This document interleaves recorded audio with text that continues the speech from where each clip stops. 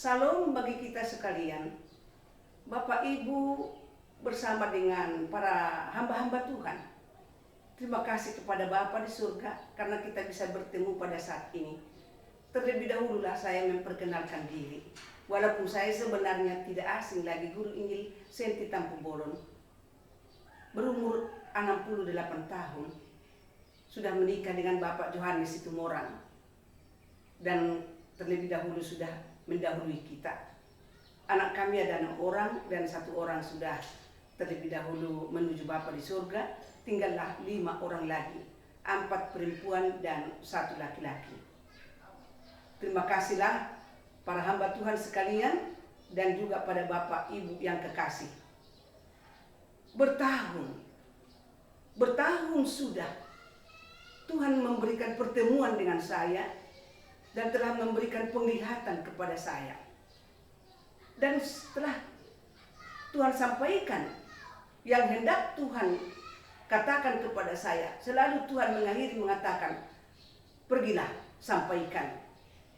Dan menurut ingatan saya sudah ada lebih kurang 100 orang yang sudah saya sampaikan. Dan setelah saya sampaikan, hampir semua meyakini dan mensyukuri dan menerima. Terpujilah Tuhan. Yang walaupun ada dari antara itu yang menolak dan yang mengatakan tidak pernah itu terjadi. Tidak ada Tuhan datang menemui manusia. Dan tidak ada penglihatan-penglihatan. Itu kata sebagian orang. Tidak apa-apa. Saya tidak sakit hati dan tidak gentar. Ada lagi catatan saya akan penglihatan itu diminta dari saya. Saya berikan, tapi akhirnya dibuang. Tidak apa-apa. Ada lagi, saya kunjungi ke rumahnya, saya ditolak. Tidak apa-apa, karena itu adalah urusan Tuhan. Karena setelah saya merasa sudah ada 100 orang, Bapak, Ibu dan hamba-hamba Tuhan, saya merindukan untuk pergi ke rumah anak saya di Papua. Di Papua saya baru 2 minggu. Namun terjadi di pagi hari, jam 3 sore, panggilan Tuhan kembali datang. Apa katanya? Senti. Saya terkejut lalu saya bangun. Iya Tuhan, borhato, hatahon, berangkat kau katakan. Sudah ku katakan Bapak, saya bilang. Numahu hatahon nama. Apa kata Tuhan? Danggope. Belum. Oh lo borhat piau. Lalu pada esoknya, saya berkata kepada anak-anak saya supaya saya diberangkatkan terlebih dahululah ke Jakarta. Saya menjumpai Bapak Bishop Sahabat Luman Tobing di Jakarta, di kantor pusat. Saya menjumpai Bapak Pendeta Ari Wibowo di malam hari dan bersama dengan jemaatnya. Mereka meyakini, mereka menerima dan mempercayai, syukur sama Tuhan. Diberkatilah kalian Bapak atas meyakini pemberian Tuhan ini dan penglihatan dan pertemuan antara kita dengan Tuhan. Selanjutnya saya pergi ke Sumatera. Saya di Sumatera bingung. Bagaimana lagi saya Tuhan menyampaikan pesan dan perkataan Tuhan? Bagaimana caranya? Saya berdoa terus. Lalu saya diberi oleh Roh itu agar jangan melupakan anak saya yang hamba-hamba Tuhan semua diajak untuk berbicara. Lalu saya kumpulkan anak saya dengan video call. Adalah kesepakatan dengan doa.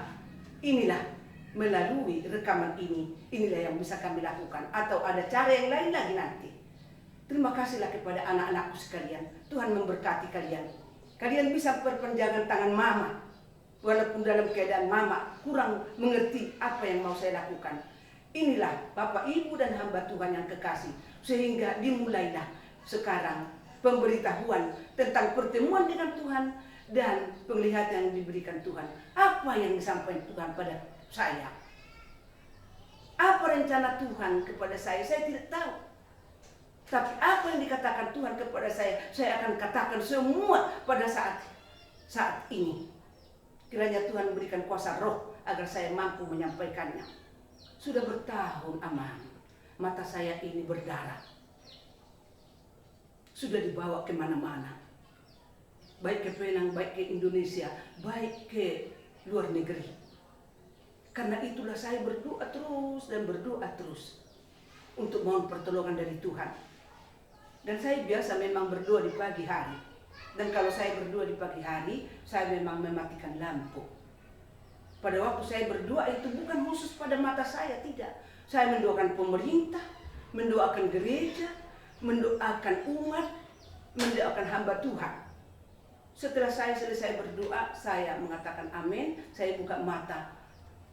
Yang kekasih para hamba Tuhan, terjadilah yang tidak saya duga. Maka ada sinar datang dari atas. Setelah saya buka mata, sinar itu datang. Lalu saya mengatakan, Tuhan, ada sinar. Ada apa ini Bapak? Ada sinar. Lalu sinar itu terus memantulkan sinarnya. Turunlah salib. Dan di salib itu tergantunglah Tuhan Yesus. Bah, Tuhan Yesus. Aina rodoh Tuhan, yang datangnya kau Tuhanku. Itulah saya katakan. Makin turun, makin turun, makin turun, makin sampailah ke hadapan saya. Tuhanku Yesusnya yang datang. Lalu saya panggillah orang yang ada dalam rumah saya. Datang kalian semua, di sini Tuhan kita, Tuhan Yesus. Setelah saya beberapa menit melihat wajahnya, karena menghadap sebelah kiri. Jadi karena menghadap sebelah kiri, hanya wajahnya sebelah kiri yang bisa saya lihat. Lalu saya katakan, Tuhan, tak bisa semua aku lihat wajahmu, hanya sebelah kirinya. Lalu berputarlah salib itu. Aturan salib itu terhadap saya begini. Saya duduk di sini, salib ini begini. Setelah saya katakan itu, berputarlah salib itu. Jadi menghadap saya. Jadi beginilah salib itu. Dan mundurlah salib itu 2 meter.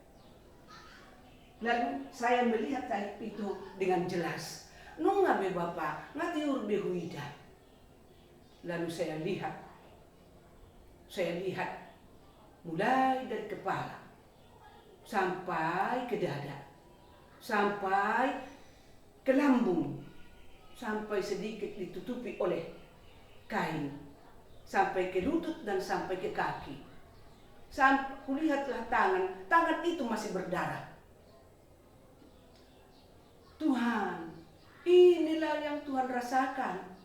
Hanya mataku yang berdarah, sudah bertahun aku menangis. Tapi Tuhanku tergantung hanya untuk menyelamatkan kami. Tuhanku datang, Engkau menunjukkan dirimu kepada aku. Padahal aku kan orang berdosa ya Tuhan. Tuhanku, tapi tolonglah Bapak, sembuhkanlah mataku.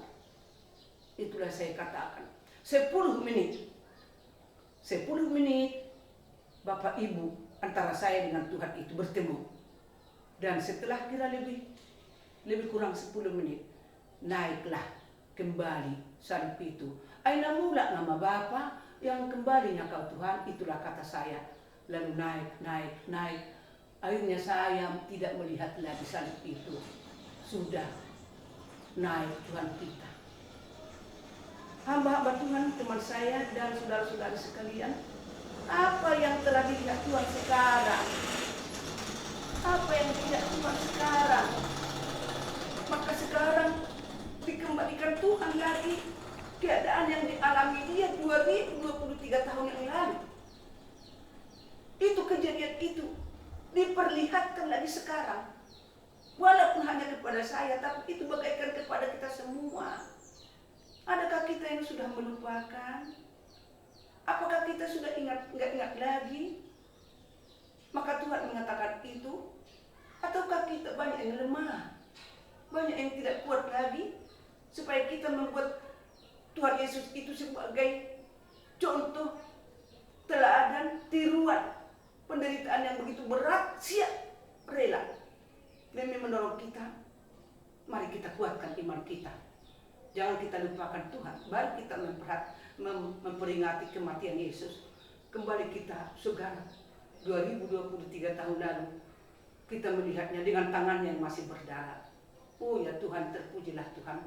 Penglihatan selanjutnya. Pada waktu selesai saya berdoa. Lalu suara Tuhan mengatakan, Borhato, tuhutaan, berangkat kau ke daerah yang sana. Oh Tuhan. Lalu saya berangkat. Ya tidak bisa kujalani karena duri-duri panjang. Kuambillah kayu. Lalu kuambil kayu, kupukulilah duri-duri itu supaya saya bisa lewat. Lalu suara Tuhan mengatakan, itu bukan senjata. Kayu yang kupegang itu ditarik. Lalu diberikanlah tongkat ke tangan saya, tongkat yang putih. Ini ada kedagingan saya ya. Saya akui aja, aku daging ini memang berbicara. Masa saya bedakan tongkatku dengan tongkat Musa? Apa saya katakan? Tongkat Musa panjangnya dikasih Tuhan, tongkatku kok pendek. Aturan sama lah Tuhan. Ini kedagingan saya katakan itu. Itulah tongkat itu kubuat untuk memukuli duri-duri itu. Supaya aku bisa jalan dan jalan. Tiba-tiba iblis datang dari bawah tanah. Datang iblis dari bawah tanah. 1, 2, 3. Dikelilingilah saya. Saya ketakutan. Saya memanggil Tuhan. Tuhan. Lalu kulihatlah. Rupanya Tuhan ada di situ. Ada di atas kepala saya, agak di depan. Dia berbicara dengan 2 orang laki-laki. Bajunya yang dipakai Yesus adalah jubah putih. Yang siapanya kawan Yesus di situ rupanya Yesus. Siapa kawan yang bicara? Si Musanya atau si Elia? Oh, tapi saya tidak bisa lama-lama. Ini iblis mengelilingi saya. Tuhan Yesus. Lalu dihadapkanlah dia dengan saya. Saya lihatlah wajahnya. Dia bersimbol di surga, Tuhan. Aku dihambat iblis ini. Lalu diulurkanlah tangannya. Dipangkulah saya. Diulurkan tangannya, dipangkulah saya. Lalu saya katakan, sonang nai di tangamon ali Tuhan. Sonang nai di tangamon ali Tuhan. Senang sekali di tangan Tuhan. Lalu diantarlah saya dengan tangannya dan didudukkanlah saya di tempat yang lebih tinggi. Dan dari tempat yang tinggi itu saya melihat Yesus sudah agak turun dari atas lalu berdiri di atas tanah. Lalu saya katakan kepada diri saya, apanya nanti yang dikerjakan Tuhan Yesus?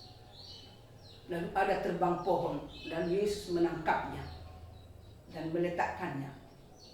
Lalu sebentar lagi saya mendengar ada gemuruh, ada tanah longsor, ada banjir, ada gempa, ada bencana, bercampur baur kedengaran suara itu. Kacau balau betul. Begininya rupanya. Dilihat Tuhan Yesus. Tuhan Yesus melihat. Tuhan Yesus melihat. Dan ada lagi suara teriakan. Berteriak dan berteriak. Ada yang menyesali Tuhan dalam teriakan itu. Ada yang mengatakan menderita. Ada yang mengatakan kesulitan. Ada yang mengatakan ragam macam teriakan-teriakan itu. Dari sebagian. Tapi dari sebagian orang ada bukan teriakan. Tetapi dia mengatakan, ya Tuhan, walaupun begini kami menghadapi banyak kekacauan, banyak kesulitan, banyak kesusahan, kuatkan kami Tuhan. Kami serahkan hidup kami Tuhan. Teguhkan iman kami Bapa. Sampai kepada ujung hidup kami, teguhkan kami. Saudara-saudara yang kekasih. Memang kalau kita renungkan, banyaknya dialami kita bencana, apalagi COVID-19 baru kan. Tapi makin sekarang lagi bencana ini makin terjadi. Apa yang terjadi sekarang? Penculikan anak-anak banyak, penipuan, korupsi, pembunuhan, perampokan, pencurian. Ini kacau balau semua. Dilihat oleh Tuhan semua kejadian ini. Tuhan kita tidak diam. Lalu saya mengatakan dalam hati saya, apa nanti yang diperbuat oleh Tuhan?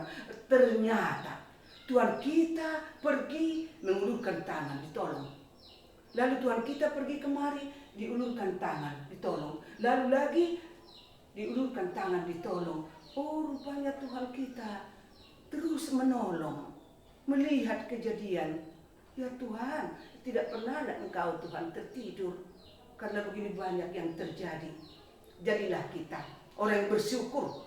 Jangan orang yang teriak-teriak untuk menyesali dan untuk teriak, untuk menghina, membenci, dan ragam macam. bersyukurlah kita kepada Tuhan, ada Tuhan kita.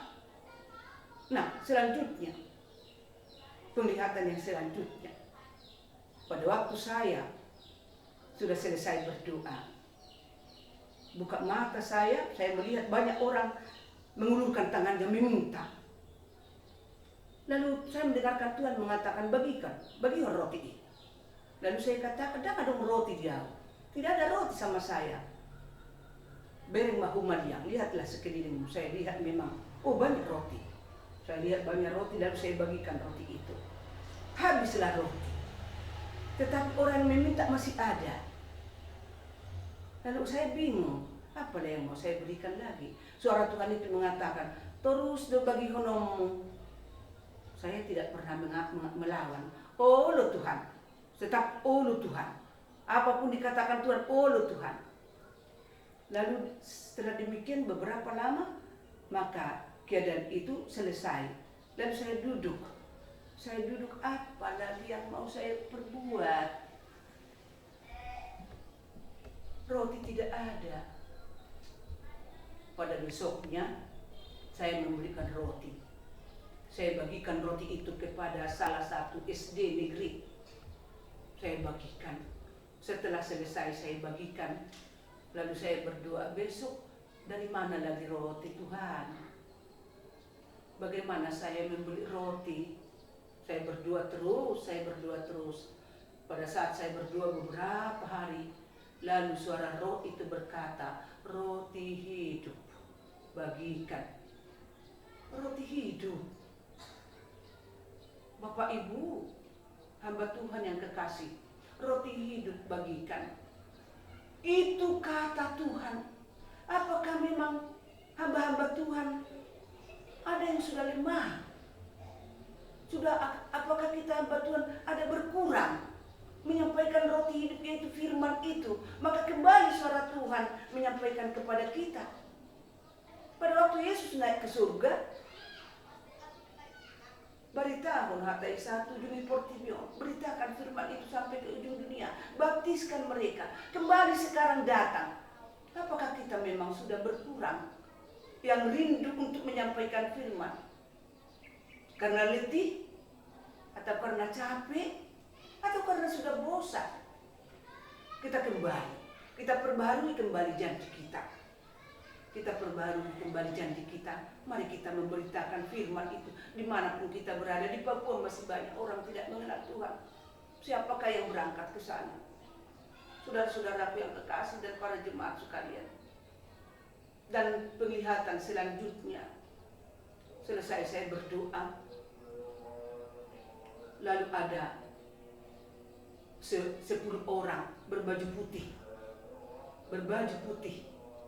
Lalu mereka mengatakan, marilah kita berdoa, Ibu. Lalu saya menjawab, saya tidak bisa lagi bersama dengan kalian berdoa. Mengapa saya mengatakan begitu, saya tidak tahu. Kenapa saya berkata begitu? Yang biasanya saya damai. Kok saya mengatakan begitu? Lalu suara Tuhan yang mengatakan, Marsadado, unak padao na posoki. Saya merasa heran. Unak padao na posoki. Dangadok padao na posoki Tuhan. Enggak ada kujauhkan. Saudara-saudara yang kekasih, Marsadado, unak padao na posoki. Borhato.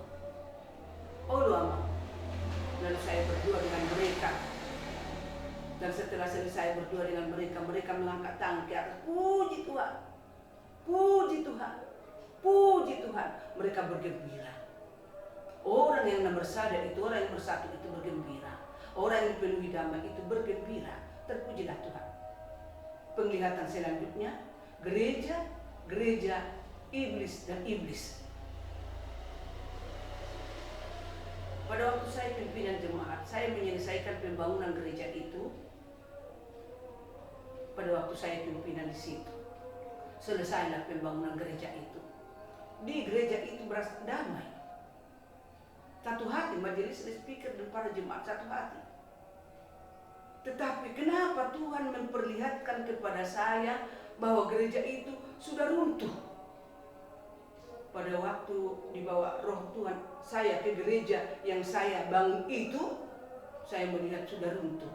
Lalu saya katakan, "Ai bahasa marupa gerejaon." Dan iblis datang dari tempat yang lain.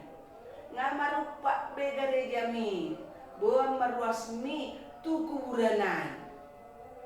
Lalu saya mengatakan, "Diam kau iblis, pergi kau." Lalu pergilah dia dengan tertawa. Saya lihat tidak ada lagi batu satu pun yang terbangun, sudah hancur betul. Bah, nama rupa gereja nah bangun. Begitulah saya, selesailah penglihatan saya. Pada besok harinya saya kunjungilah gereja itu. Begitu saya datang ke gereja itu, datang inang kita, inang, datang inang kita. Bagaimana sekarang kabar kita? Oh, nggak ada lagi damai inang di gereja ini. Kenapa? Diceritakannya lah. Banyak hal mereka ceritakan. Tidak terlalu semua saya sampaikan di sini. Di dalam penglihatan kita gereja itu utuh. Di dalam penglihatan kita gereja itu sekarang berdiri. Tetapi menurut penglihatan Tuhan gereja itu sudah runtuh. Kenapa? Kalau memang di dalam gereja itu tidak ada lagi damai, tidak ada lagi kasih, tidak ada lagi saling menolong, maka bagaikan runtuhlah gereja itu dilihat oleh Tuhan. Sedih. Para hamba Tuhan sekalian, maukah gereja kita itu seperti itu? Padahal Tuhan mengatakan bahwa gereja itu adalah kudus dan am. Kudus dan am. Ada kasih seperti jemaat mula-mula, saling menolong, saling menopang, orang sakit dibantu, orang miskin diberi makan. Itu gereja mula-mula. Tuhan Yesus mau mengembalikan kita seperti itu, inang. Bapak, jemaat, majelis, speaker, hamba Tuhan. Satu lagi mengenai gereja. Setelah selesai saya berdoa, lalu dibawa Tuhan, bawa Tuhan saya ke satu gereja yang sudah tertutup. Dan gereja itu sudah ditumbuhi rumput semua. Semuanya sampai ke salib. Lalu saya mengatakan, waduh gereja on. Tidak ada orang. Ada seorang bapak dan seorang ibu berada di lubang tanah yang sedang digali. Di situ mereka diikat tangannya, diikat kakinya. Lalu mereka menjawab saya, "Kamu yang membuat gereja ini hancur. Kamu yang membuat gereja ini tidak ada lagi orang yang bergereja dan sampai rumput sampai disalib." Saya melihatnya, hati saya sedih. Disinilah kami siang dan malam, ditimpa matahari dan hujan. Kami sudah dihukum. Lalu saya tanya lagi, "Apa yang kalian lakukan, inang?" "Jangan tanya," bentak dia. "Tak perlu kau tanya. Sudah saya katakan kami yang menjadikan begini gereja ini. Tanya lagi kau." Lalu saya berdiri di depan gereja. Di depan gereja dan melihat betapa sedih. Beginikah gereja ini? Kenapalah ibu itu dan bapak itu memperlakukannya seperti ini? Dan sesudah itu selesailah penglihatan. Hamba-hamba Tuhan, hamba-hamba Bapa yang kekasih. Pada saat ini, apa yang terjadi di gereja? Jangan bersandar kepada diri kita sendiri. Jangan harus kemauan kita yang terjadi. Jangan, Bapak. Kita bersatulah dalam doa, bersatu dengan kasih. Itu suara Tuhan mengingatkan kembali agar gereja itu betul-betul termulia. Tuhan di dalam gereja itu hadir. Tuhan memberkati di gereja itu. Gereja yang kudus dan am. Jaga kekudusannya, aman. Jaga kekudusan gereja itu, Bapak. Bila ada jemaat yang kurang mengerti disiplin, jangan langsung dipecat. Tapi bagaimana? Gembalakan. Bila ada sesama jemaat yang kurang mengerti, nasihati. Berikan pengertian, berikan pengajaran dengan baik. Bila ada hamba-hamba Tuhan yang kurang mengerti dalam melakukan tugasnya, sesama hamba Tuhan, Gembalakan hamba Tuhan itu. Tunggu-tunggu hamba Tuhan itu. Biarlah hamba Tuhan menunggu hamba Tuhan. Tidak apa-apa. Sehingga Tuhan itu tetap ada termulia di dalam kehidupan kita. Apa yang menjadi seperti itu? Iblis. Iblis. Di mana iblis itu? Pada waktu selesai saya berdoa, ada seorang laki-laki membawa iblis. Ada rupanya manusia membawa iblis ya. Ada manusia memelihara iblis. Dan bukan kita katakan bahwa semua manusia tidak. Tapi ada manusia memelihara iblis. Dialah yang membawa iblis itu bertemu dengan saya. Baju putih, celana hitam. Dibawanya iblis ke hadapan saya. Lalu saya katakan kepada Tuhan, siapa orang ini Tuhan? Si bolis kata Tuhan. Bagaimana aku menghadapi iblis ini? Satu raksasa, tapi satu tidak raksasa. Takut ngai, tangkap tengkuknya. Iya Bapak, iya Tuhan. Lalu begitu tinggi dia, saya sedang duduk. Saya duduk, situasi saya duduk. Dia begitu tinggi, lalu berdirilah saya. Berdirilah saya, tangkaplah tengkuknya. Tangkaplah tengkuknya ini. Menggeliat dua-dua. Wah, ini pun cucukkan induk jarimu ke telinganya. Itu kekuatannya, katanya. Iya Tuhan. Mau mencucukkan jariku inilah ke telinganya iblis yang ini. Bisalah kucucuk, matilah iblis ini. Tapi karena pada waktu mencucukkan jariku ke telinganya, berkuranglah tenagaku memegang tengkuk iblis raksasa ini. Menggeliat terlepas dari tanganku. Tertawalah dia. Ha. Akan kutangkap kau. Ada Tuhan menolong aku menangkap kau. Itulah aku bilang. Lalu manusia yang membawa itu bagaimana tertawa? Bagaimana tertawanya? Begini. Manusia yang membawa. Lalu kita renungkan dulu Amang. Tusukon inani jarimi tu pinggol laiti di situ hagugo ona. Kalau kita merenung, apa artinya?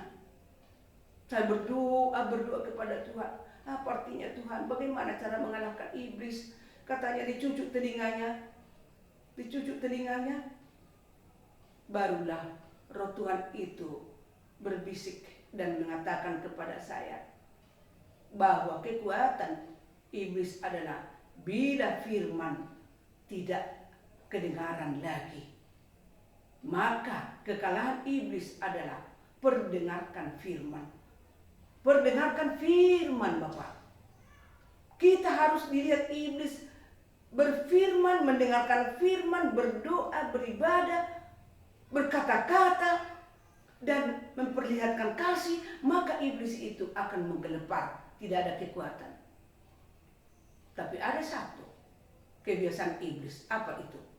Bila ada orang sedang sinodi, bila ada orang sedang rapat, bila ada orang sedang memilih, maka iblis itu akan berusaha menghancurkan agar para yang menghadiri rapat itu bergantung pada masing-masing. Bisa saja dengan memikirkan seperti itu, bisa saja firman Tuhan jadi lemah. Ibadah bisa lemah. Mari kita hati-hati. Kuatkan firman pada saat kita bertemu. Kuatkan firman dan ibadah pada saat kita mengadakan sesuatu rapat. Maka kita tidak akan dapat dikalahkan oleh iblis. Tidak akan bisa dikalahkan oleh iblis. Bahkan iblis itu akan dikalahkan. Saudara-saudara yang kekasih, satu lagi mengenai iblis. Pada waktu saya sudah tertidur, pada jam 2, saya dibangunkan oleh suara mendengkur. Padahal saya sendiri. Dengkuran ini, lalu saya terbangun. Lalu saya lihat ada iblis di samping saya, sedang tidur. Kakinya sudah tergantung-gantung. Lalu bagaimana? Oh, kau pikir aku kalah kepadamu. Saya keluar dari halaman ke halaman, ku ambil daun itu, 3 putik, tiga helai. Saya sebutkan nama Tuhan. Nama Tuhan Allah Yesus Roh Kudus. Kulibas kau. Kulibaslah dia 3 kali. Lalu bangunlah dia. Lalu bangun dia, dilihat saya, kulihat dia. Dan akhirnya melompatlah dia dari jendela.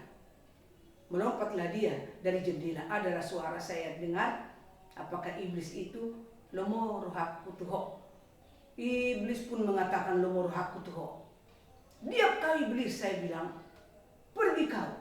Tidak pernah saya mencintai iblis. Dan tidak. Oh, rupanya manusia mau juga mencintai iblis. Iblis juga ada yang mencintai manusia. Inilah kekalahan. Kalau kita bisa kalah oleh iblis. Saudara-saudara yang kekasih dalam nama Tuhan kita Yesus Kristus. Hati. Pada waktu saya selesai berdoa, bacalah Bible, kata Tuhan. Lalu kubacalah. Kuambillah, tetapi buku nyanyian yang kuambil. Itu bukan Bible, ditarik dari tangan saya. Diberikanlah Bible, kalau tangan itu saya lihat tangan Tuhan. Lalu mau membacalah saya, tak bisa membaca. Kenapa? Karena itu bahasa Ibrani. Lalu saya sampaikan kepada Tuhan, Tuhan Yesus, ini kan Bibelmu, bahasa Ibrani Bibelmu, mana bisa kubaca? Bacalah, katanya lagi. Kubuka bahasa Ibrani. Dari mana kita tahu itu bahasa Ibrani? Pada waktu kita di sekolah dulu, institut, kita kan belajar bahasa Ibrani. Jadi kita tahu itu bahasa Ibrani. Saya buka. Hanya 2 lah kata yang bisa kubaca. Pakai hati. Hanya ini, ayolah nodo. Pakai hati. Pakai do hati Tuhan. Melayani pun pakai do hati. Kepada orang pun kupakainya hati. Borhato hataon, pergi kau katakan, iya Tuhan. Pesan Tuhan itu kepada kita hamba-hamba Tuhan dan seluruh para jemaat, pakai hati. Kenapa? Setiap ada sesuatu di dalam kehidupan kita, apakah yang baik dan apakah yang benar atau yang salah, maka hati kita tetap disentuh Tuhan. Kalau yang baik kita lakukan, Tuhan menyentuh hati kita dan berkata, ya, teruskan yang baik. Tapi kalau kita melakukan yang jahat, maka hati kita akan ditegur Tuhan. Jangan. Kalaupun ada orang penipu, korupsi, perampok, pembunuh, penjahat, pada waktu dia mau melakukan itu, ada suara Tuhan di dalam hatinya. Unang, jangan. Tetapi karena pentingnya dunia ini, maka itu tidak diperdulikan. Pada waktu saya anak kecil berumur 11 tahun, saya pergi ke ladang merumput. Kami kan orang miskin lah kami Tuhan, Bapak, Ibu, hamba Tuhan. Dari 11 tahun saya sudah merumput. Laparlah saya di ladang. Karena lapar saya di ladang, kuambillah ubinya margasiahaan, itu tulang. Kuambil, mau kumakanlah. Seperti ada orang kudengar, panako. Karena begitu aku takut, kumasukkan lagi ubinya ke dalam. Larilah aku pulang ke rumah. Kuceritakan kepada mama, Ma, tadi aku lapar. Lalu kuambillah ubinya siahaan. Pada waktu mau kumakan ubi itu, aku takut aku mak nggak jadi. Kumasukkan ubinya kembali ke tempatnya. Iyalah, orang kau mencuri, takutlah, kata mamaku. Ya tapi saya lapar, Ma. Kok lapar pulang? Mulai mula kok unang manako. Itu salah satu contoh. Mulai dari kecil pun kita sudah ada itu. Takut dalam melakukan yang jahat. Itu suara Tuhan. Pakai hati. Mula dong akan orang dihilala rohatta terhadap dongata. Unak pitur tahakimi. Unak terus tasingkirhon. Tidak. Berkatalah dengan baik, berkatalah dengan damai. Itu arti daripada pakai hati. pakai hati di semuanya. Di gereja, di persautan, di permargaun, di seperkerijuan, di sepelayanan, pakailah hati. Labok gue, pakailah hati. Bagaimana pula kita? Kekuatan iman kita di zaman sekarang. Dibawa Tuhan saya kepada seorang anak gadis yang terkubur hidup-hidup. Di mana itu? Tidak perlu kita tahu apakah itu di Indonesia atau di luar Indonesia. Tapi Tuhan menunjukkan kepada saya ada perempuan anak gadis terkubur hidup-hidup. Hati saya waktu itu rasa menangis melihat dia terkubur. Mengapa saya merasakan bahwa dia karena kebaikan, karena firman, karena ada Bibel di depannya. Oh, berarti karena ada Bibel maka dia dikubur oleh orang. Tidak katakan dia apa harus di Indonesia, tidak, belum tentu. Boleh saja di luar. Saya coba menolong, wah diseret saya, ditarik. Lalu saya katakan, sabar kau anakku, sabar kau, ada Tuhan. Kau akan nanti mati pun kau ada berada di sisi Tuhan. Itulah saya katakan. Meninggalkan tempat itu karena saya disarat. Menangis saya. Baru kita pemuda-pemudi kami mengadakan jumpa pemuda. Sudah sampai di mana pemuda-pemudi kami menghayati tentang kekristenan ini. Sudah sampai di mana anak-anak kami hidup di dalam Tuhan. Bersungguh-sungguhlah terus. Berdiri teguh, tidak goyah. Berdiri teguh, tidak goyah. Pemuda, kamu adalah nanti generasi penerus. Tunjukkan. Pada saat sekolah pun kau tunjukkan bahwa kamu bersama Tuhan. Pada waktu kuliah, pada waktu kerja apapun yang kau kerja, syukuri. Jangan lemah. Bekerja dan juga bersama Tuhan. Pada waktu sampai engkau nanti mendapat jabatan atau tidak mendapat jabatan, atau menikah atau belum menikah, yakinilah kau tetap bersama dengan Tuhan. Bagi kita juga para orang tua, kita tidak bisa lemah terhadap anak kita. Kita tuntut anak kita terus, kita perhatikan, kita bimbing, kita doakan agar mereka menjadi manusia berguna di hadapan Tuhan, berhasil. Kalau bisa menjadi pelayan, memang anak-anak saya pelayan. Iya, pelayan semua. Apa yang bisa mereka lakukan itu bersama Tuhan. Maka itu Tuhan mengharapkan dari kita tentang putra, tentang putri anak-anak kita. Nah, pada saat sekali juga terjadi, karena mungkin Tuhan sudah melihat saya lemah, pemberitaan ini tidak cepat saya lakukan. Saya sudah merasa sudah bisalah dengan 100 orang. Lalu Tuhan berikan Hureta datang ke tempat saya. Saya melihat Hureta. Ini Hureta. Pakai bajunya, pakai topinya.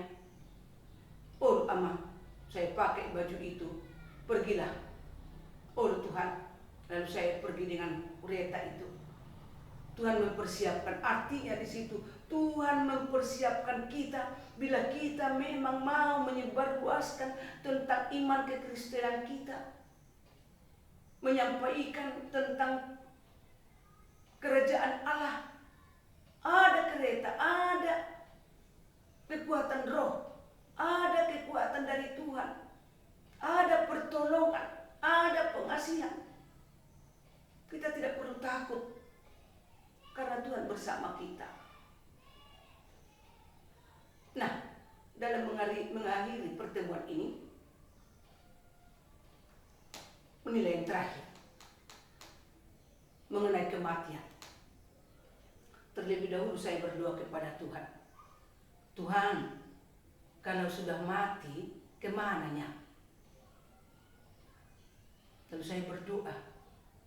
Begitu selesai saya berdoa, lalu saya dibawa Tuhan kepada orang yang sudah mati di dalam Tuhan. Saya berjumpa dengan mereka. Siapa ini? Siapa ini orang ini? Duduknya yang bagus, tempatnya yang indah, bagus, dan orangnya duduk dengan baik. Setelah saya berkeliling-keliling, saya bertemu dengan yang sudah meninggal, Bapak Bishop Hasitorus. Terlebih dahulu Bapak itu melihat saya. Lalu katanya, "Ay narodo, Senti." "Iya Bapak. Jangan kita katakan nggak bisa bertemu orang mati dengan orang hidup. Iya Bapak, Ibu, dan saudara-saudara sekalian. Karena ini adalah yang mempertemukan adalah Tuhan, bukan saya. Tuhan yang mempertemukan saya dengan mereka." Lalu saya tanya Bishop Hasitorus, "Apa nama tempat ini Bapak?" "Oh, Oma akan modi di bagasan Tuhan. Ini adalah orang yang meninggal di dalam Tuhan. Di sampingnya adalah pendeta Gottfried Simanjuntak.